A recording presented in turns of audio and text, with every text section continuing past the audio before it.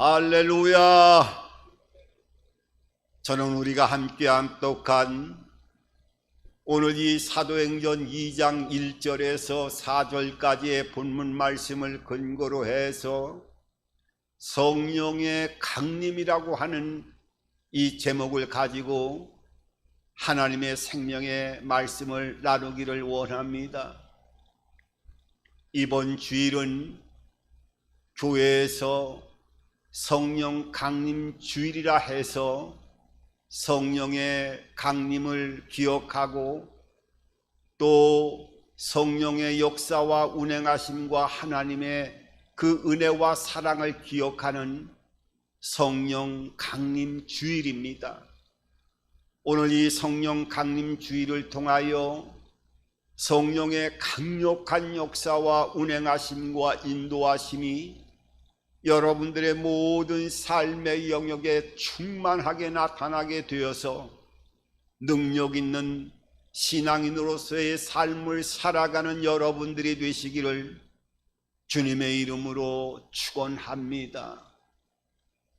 오늘 이 사도행전 2장에 있는 말씀은 성령께서 교회를 통해서 처음에 하늘로부터 내려오시는 성령의 강림의 모습을 오늘 이 본문 말씀을 통해서 우리들에게 보여주고 있습니다.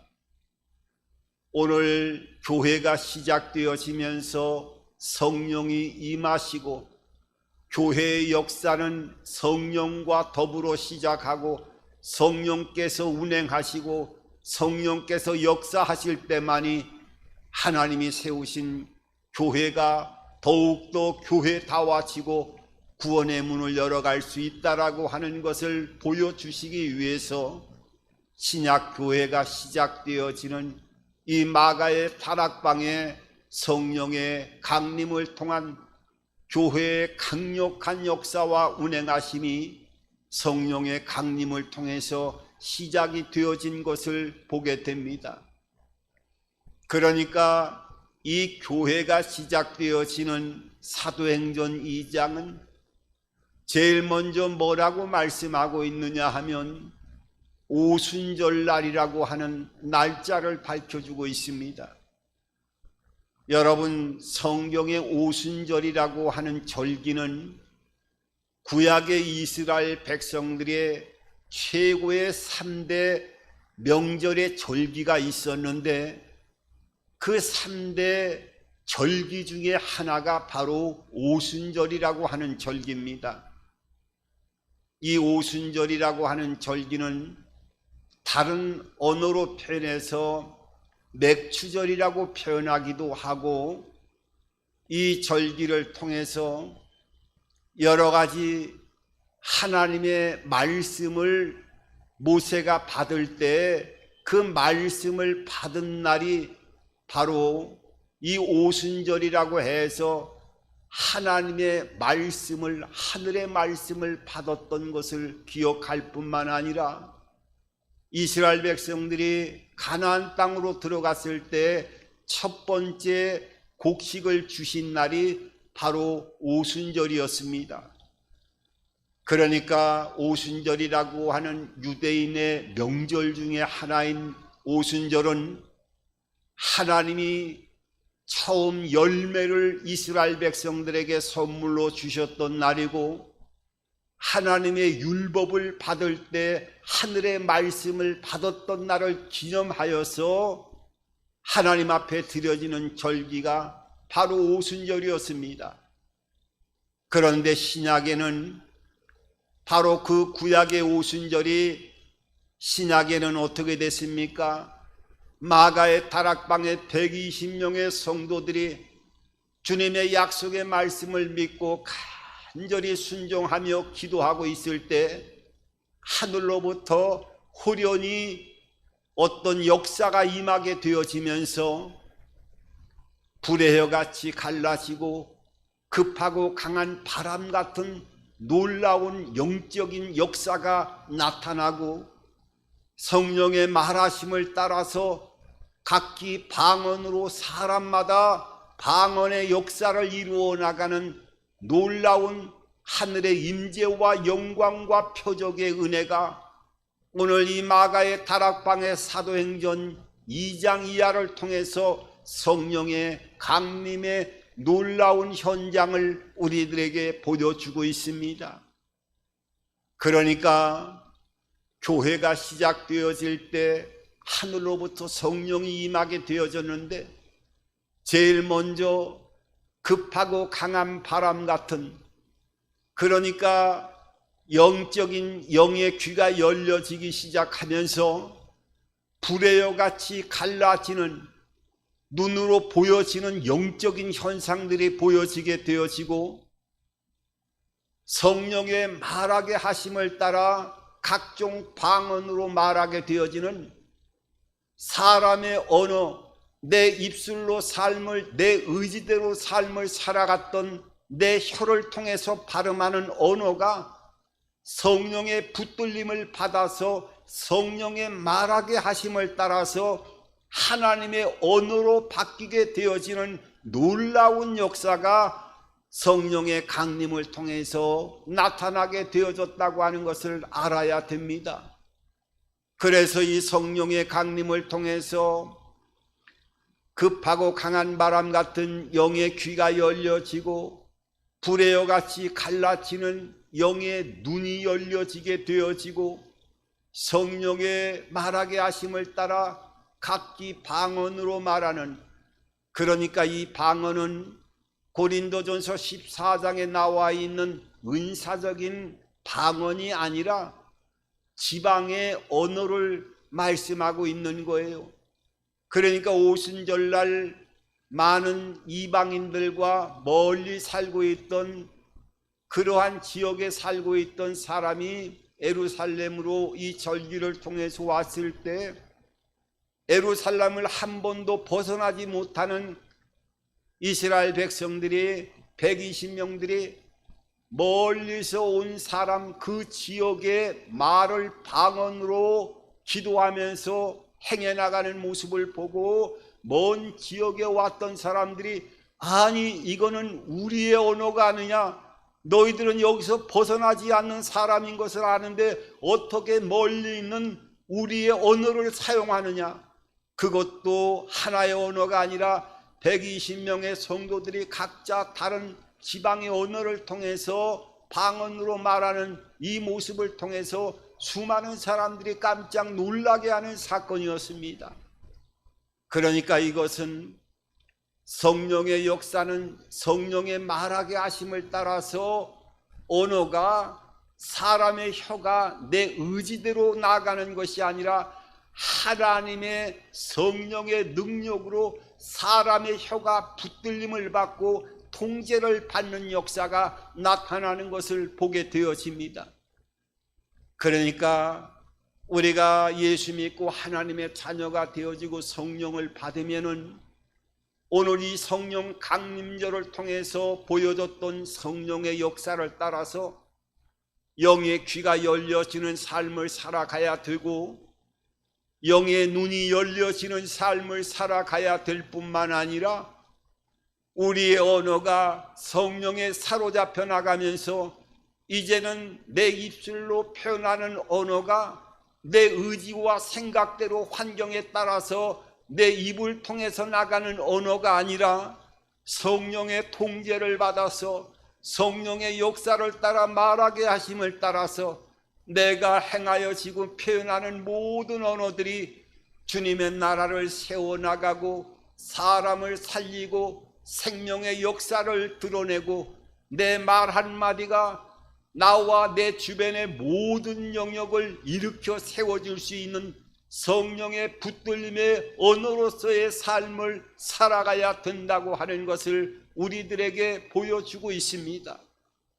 사실 우리의 언어는 야고보에서도 보면은 불씨라고 표현할 정도로 그 조그만 불씨가 발화되어지면 큰 산이 다 불살라지게 되어지고, 그러니까 사람의 육체 가운데 혀는 조그만한 것 같아도 이 혀를 잘못 놀리면 사람 몸체가 죽기도 하고, 이 세치혀를 잘 활용하게 되어지면은 천냥빚도 갚게 되어지는 이 언어의 놀라운 역사를 통한 은혜가 나타나게 되어지는 것이 바로 혀의 권세인데, 이 혀를 제어할 것은 아무것도 없다고 말씀하고 있어요. 다만 성령의 통제를 받고 성령의 그 역사하심을 따라 언어가 사용되어지게 되어질 때 하늘의 비밀한 놀라운 영광과 역사가 우리의 혀를 통하여 삶의 현장에 펼쳐지게 되어지고, 그렇게 되어지면 우리의 삶은 성령의 인도하시는 역사를 따라서 더욱더 풍성한 영육간의 열매를 맺어 나가고 하나님의 영광의 문을 열어가는 언어로서의 삶을 우리의 삶 가운데 열매를 맺게 되어진다고 하는 것을 여러분들 잊지 마시기 바랍니다. 그래야 하기 위해서는 이 성령이 어떤 분인가 하는 것을 우리는 먼저 알아야 됩니다. 여러분, 성령은 우리가 신앙생활하면서 교회 생활하면서 처음 들어오는 사람이나 또 믿음의 깊이를 더해 나가는 사람 가운데 이 하나님 아버지를 얘기하고 예수 그리스도를 말씀하고 또 성령의 역사를 통해서 말씀하고 또 말씀이 선포되어지다 보면은 항상 궁금한 점이 있습니다.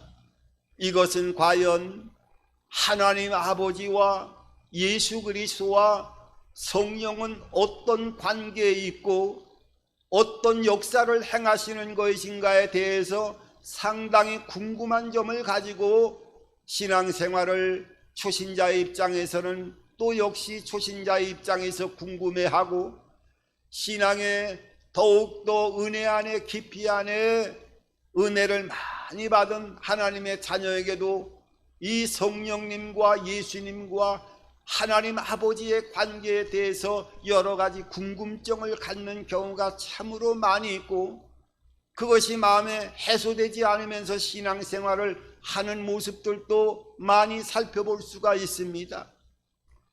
이것을 신학적으로 삼위일체 하나님이라고 하는데, 이것은 사실 어떻게 딱 드러내놓고 삼위일체는 이것이다라고 딱 한 가지로 말씀은 드릴 수가 없지만은, 우리가 거기에 버금가는 삼위일체의 한 모습을 하나의 모습으로 우리가 신학적인 여러 가지 성경에 있는 아버지와 아들과 성령의 교통하심을 통해서 때로는 유추해 볼 수가 있습니다. 삼위일체라고 하는 것은 한 하나님 안에서 세 분의 인격체가 계급에 관계없이, 그러니까 아버지가 더 크고 위에 있고 아들이 두 번째고 성령이 세 번째고, 이런 어떤 우리가 신앙생활하다 보면은 이 세 분의 하나님에 대해서 어떤 계급이 있는 것 같이 생각할 때가 있고, 그렇게 생각하면서 신앙생활하는 사람도 수없이 보게 되어집니다. 여러분, 아버지와 아들과 성령은 한 하나님 안에서 동일한 인격체를 가지고 세 분이 그 인격체를 가지고 일을 행하시는 그러한 모습이 바로 삼위일체의 하나님의 모습이라고 생각하시면 됩니다. 그래서 이 삼위일체 때문에 이단도 또 여러 가지 많은 잡음들이 많이 일어나는 것이 바로 교파에 따라서도 이 삼위일체에 대한 해석입니다.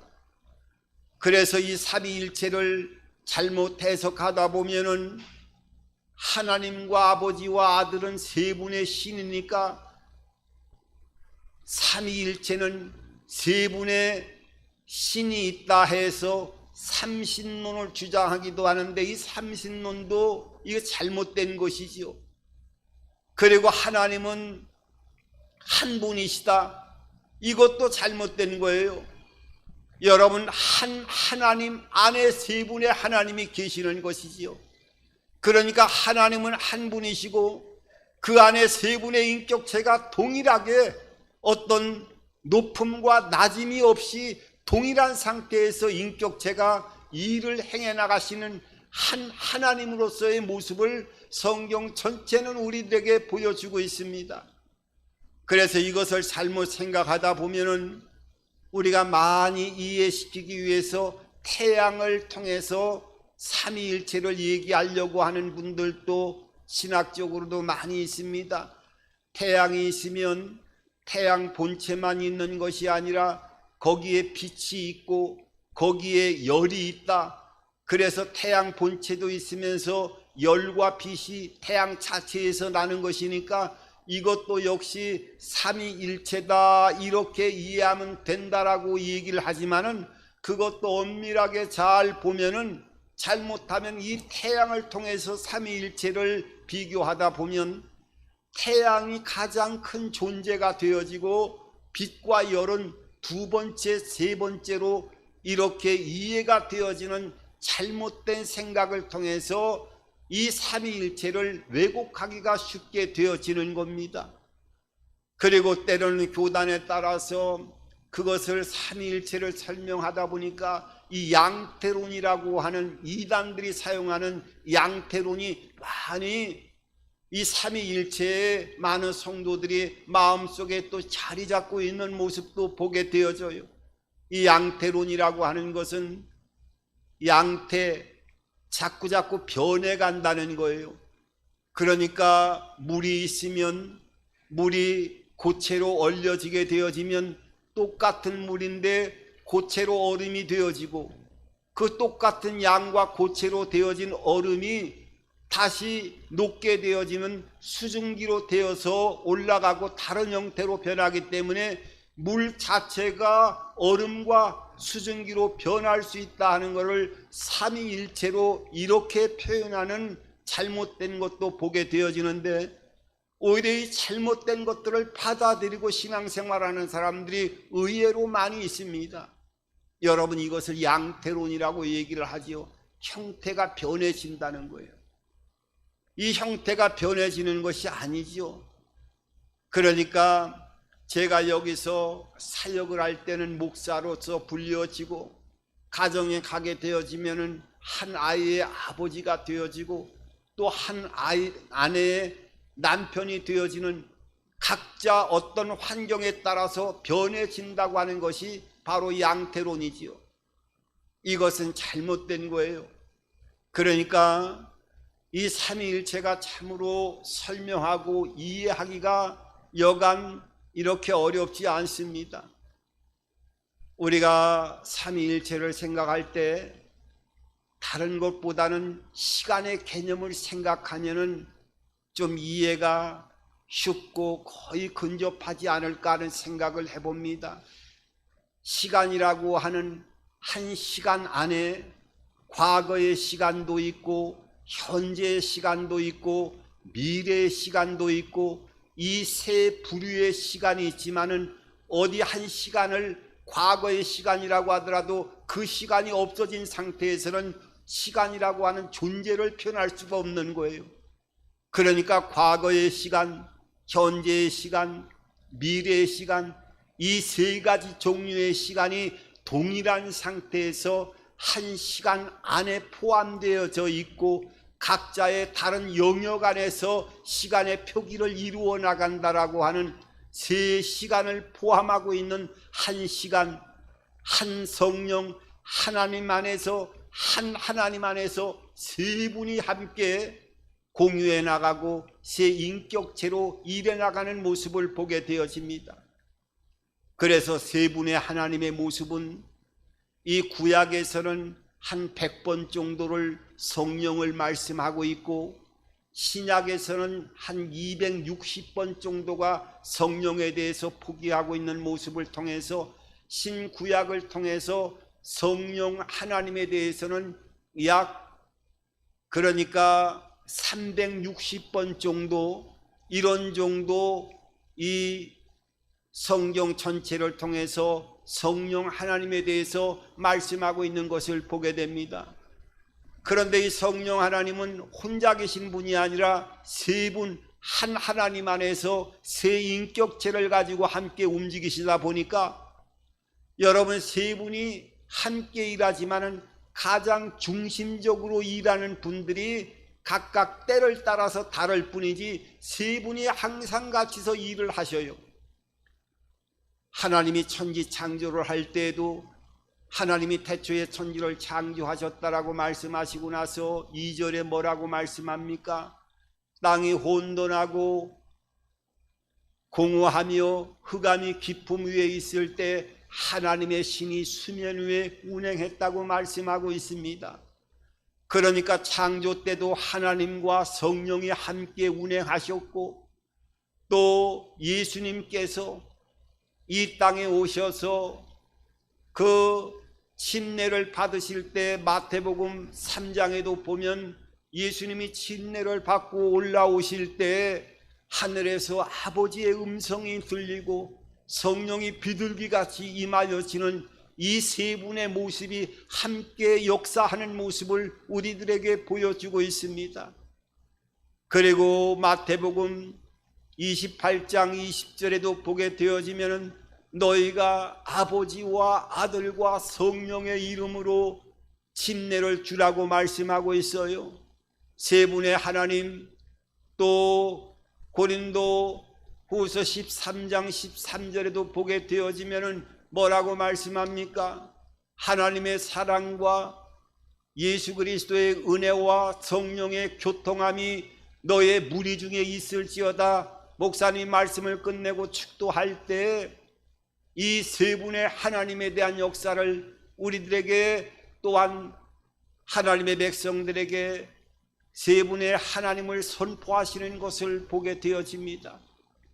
여러분 사도신경도 우리가 매일같이 예배를 드릴 때도 사도신경을 고백하는 것도 이 하나님의 역사는 한 분이 운행하시는 것이 아니라 세 분이 함께 일하신다라고 하는 삼위일체를 늘 사도신경 가운데 신앙 가운데 고백하는 것입니다.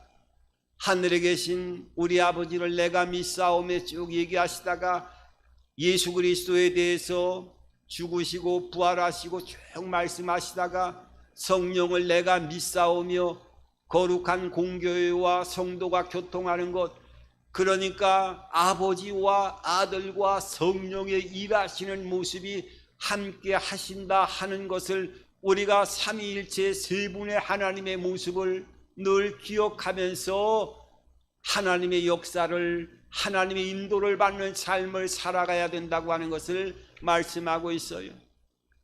여러분, 이 성령은요 왜 받아야 되느냐 하면 우리가 예수 그리스도를 믿을 때 성령이 내 안에 들어와 내주하게 되어져요.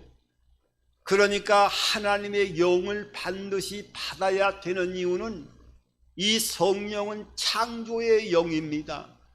그러니까 우주 만물을 창조할 때에도 하나님의 신이 운행했고 온 우주를 창조하고 생명체를 만들 때도 우리의 형상대로 우리의 인간을 짓자 하면서 성령께서 함께 동행하셨어요. 그러니까 생명의 근원이 되시고 창조자가 되시는 분이 성령님이시기 때문에 우리가 성령을 반드시 받아야 되는 겁니다. 예수님께서 잉태하실 때에도 누가 잉태시켰어요? 성령님이 잉태시켰어요. 그리고 예수님께서 사역을 하시고 십자가에 돌아가실 때에도 그 십자가에서 죽음 가운데 살리실 때에도 누가 살리셨어요? 성령님이 예수님을 살려셨어요. 그러니까 성령님은 창조의 영일 뿐만 아니라 생명을 부활시킬 수 있는 그 성령의 생명의 영이 바로 성령이기 때문에 우리가 성령을 반드시 받아야 되는 이유가 여기에 있는 거예요. 그리고 성령은 우리 안에 들어오셔서 의와 죄와 심판에 대해서 새 인격체를 가지고 지정의를 가지고 끊임없이 우리 내면을 어떻게 해요?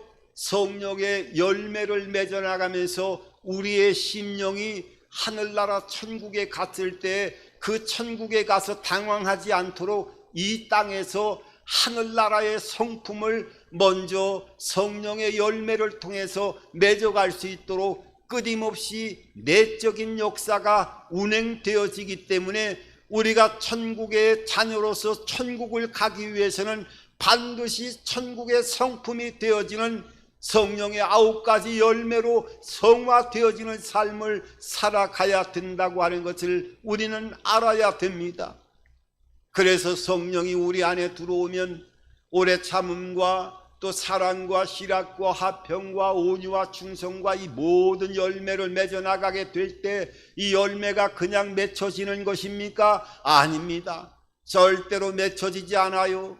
연단이라고 하는 과정을 통해서 하나님은 우리의 인간에 또한 눈으로 보지 못하고 생각하지 못하는 많은 문제가 있다 할지라도, 이해할 수 없는 부분이 있다 할지라도 하나님은 이 성령을 통해서 끊임없이 우리의 내면을 성화시켜 나가고 그 연단과 어려운 문제를 하나하나 해결해 나갈 때마다 하나님의 성품으로 만들어 나가면서 하나님은 하나님의 자녀로 이 성령께서 내면에 먼저 정지 작업을 시작하고 하나님의 성품을 갖는 삶을 살아갈 수 있도록 모든 과정을 인도하시고 함께 하신다고 하는 것을 말씀하고 있어요. 그리고 외적으로는 은사를 부어주시고 성령의 역사를 통해서 영광과 능력이 나타날 뿐만 아니라 이 성령의 역사를 통해서 천국의 열쇠가 우리에게 주어진 것을 알게 하시고 그 천국 문을 열어가는 방법을 성령께서 내주하면서 끊임없이 기도의 통로를 통해서 가르쳐 주시면서 하늘에 보이지 않는 영적인 모든 하늘나라의 축복을 이 땅으로 끌어당기며 그 통로의 문을 열어갈 수 있는 역사를 내 안에 내주하신 성령께서 가르쳐 주시고 인도하시고, 또한 기도 외에는 다른 것으로는 이런 유가 나갈 수가 없다라고 말씀하신 것처럼 이 세상에는 악한 존재들이 끊임없이 하나님의 자녀들의 삶을 파먹기 위해서 어둠의 권세들이 이 땅과 어둠의 주관자들 모든 영역에서 악한 영들이 역사하고 있는데, 이 성령이 내주하게 되어지고 기도의 통로를 통해서 내면이 강건해지고 하나님 나라가 성령을 통하여 임하고 있다고 하는 것을 악한 영들이 영적인 세계에서 알게 되면 이 악한 영들이 사람의 방법으로는 할 수 없지만은 빛의 갑옷을, 성령의 옷을 입고 있는 하나님의 백성들을 잘 분별하기 때문에 악한 영들이 일곱 길로 소리지며 떠나가는, 기도의 다른 것으로 이런 일을 절대로 내버릴 수 없는 그 역사가 성령의 운행하심 안에서 기도의 역사를 통해서 나타나게 되어지는 거예요. 그래서 우리가 성령을 반드시 받아야 되고, 여러분 성령을 받기 위해서는 어떻게 해야 됩니까? 오늘 성령의 강림을 통해서 나타난 것처럼 120명의 성도들이 간절하게 하나님 앞에 기도하게 되어질 때 이 성령의 강림이 나타나게 되어진 거예요. 고린도전서 15장 6절에 보면 예수님이 부활승천할 때 500명 정도가 되어졌다고 하는데 열흘도 못 돼서 380명이 어디로 달아나 버리고 120명만 그 약속을 믿고 오순절날 열흘이 되었을 때, 부활승천하고 열흘이 되어졌을 때 하늘로부터 이 성령 강림을 통해서 성령을 받고 그 성령의 인도하심을 따라서 진정한 복된 인생길을 걸어가기를 소망하는 사람은 여러분 반드시 성령을 받아야 되고, 이 성령을 받는 가장 중요한 조건은 하나님의 은혜를 사모하고 성령을 받겠다라고 하는 사모하는 마음으로 기도하며 순종할 때 성령을 받게 되어집니다. 그것뿐만 아니라 사도행전 10장을 보게 되어지면은 그 고넬료의 가정에 베드로를 초청해서 하나님의 말씀을 띄고 있을 때 그 말씀이 선포되어질 때 고넬료의 집안 위에 어떻게 해요? 성령의 놀라운 강림이 말씀 가운데 듣고 있는 모든 사람들에게 각자에게 성령이 임하시는 모습을 보게 되어집니다. 그러니까 하나님의 말씀을 사모하면서 듣고 있을 때 성령이 위로부터 각 사람에게 임하여지는 모습, 사도행전 또한 그 이후로 19장을 보게 되어지면 사도 바울이 에베소에 갔을 때 너희가 성령을 보지도 듣지도 못하진 그 사람들에게 안수할 때 성령이 임하시는 모습을 통해서 성령 하나님은 우리가 간절한 마음으로 간절한 소망을 가지고 간절하게 사모하며 기도할 때, 또 말씀을 들을 때 성령이 임하고 목회자의 안수를 받을 때 성령이 임하여지는 역사를 통해서 반드시 성령을 받으시기 바랍니다. 여러분, 성령을 받은 사람은 받은 거에 이례적인 영에 그치는 것이 아니라 그 충만함이 계속 이루어져야 되는 거예요. 여러분, 충만함이 이루어지긴 어떻게 해요? 교제를 계속 해야 되는 것입니다. 손님을 집안에 초대하고 나서 응접실에 손님을, 귀한 손님을 앉아 계시라고 하고 자기는 만약에 다른 방에 들어가서 컴퓨터를 한다든지 다른 데 전화를 계속 한다고 하면 손님으로 초대받아 가지고 응접실에 앉아 있는 사람이 얼마나 무안하겠습니까? 여러분, 내 안에 계신 성령님이 임재하게 되어지고 들어오시게 되어지면 이 성령님과 끊임없는 교제와 교통을 통해서 하늘나라가 내 안에 임하여지게 되어지고 그 역사와 영광을 체험해 나가는 삶을 살아가야 될 줄 믿습니다. 그래서 성령님이 안에 들어왔을 때 이 흔적을 매일 느끼고자 하는 것을 잘못 생각해서 성경을 오해해서 여호와의 증인 같은 경우에는 성령을 세 분의 하나님 가운데 똑같은 인격체를 가지고 하나님이라고 하는 것보다도 에너지, 그러니까 어떠한 힘이 되어진다 하는 것을 생각하고, 그래서 기라고 표현하기도 하고 해서 여러분, 불가나 다른 이단들이나 또 우상을 섬기는 사람들이 이 기수련 호흡법들을 많이 하잖아요. 호흡법을 많이 하면 단전에서 무슨 열기가 뜨겁게 둥글둥글 넘쳐갖고 머리에서 몸끝까지 불같이 왔다 갔다 한다는 이런 형체를 느껴가지고 성령이 바로 그런 기의 형태다, 힘이다, 에너지다, 이렇게 성경을 왜곡하고 잘못하는 경우가 있는 거예요. 이거는 그런 부분이 성령이 아니라 우리 인간을 만들 때는 그런 부분들도 우리 인간이 생각할 수 없는 범주 안에서 하나님의 신성과 인성과 모든 것들이 들어가 있기 때문에 한 부분으로 나타날 수 있다라고 하는 것을 알아야 돼요. 그러니까 성경을 잘 이해를 해야 되고 성령님을 알아야 되는 겁니다. 여러분, 이 성령 하나님을, 여러분 이 성령 강주의를 통하여 늘 환영하고 인정하고 모셔드리고 교제하는 삶을 통하여 능력 있는 삶을 살아가는 여러분들이 되기를 바랍니다. 어떤 악조건의 환경이 온다 할지라도 성령의 깊은 교제와 음성을 듣고 성령의 역사하심을 따라 우리의 삶이 더욱더 영의 눈과 귀가 열려지고 성령의 언어를 통해서 내가 움직여지는 모든 영역에는 환경과 구애 없이 살려지는 역사, 생명의 역사, 복의 지경이 넓혀지는 역사가 나로 인하여 성령의 강력한 운행하심을 통하여 나타나게 되기를 주님의 이름으로 축원합니다.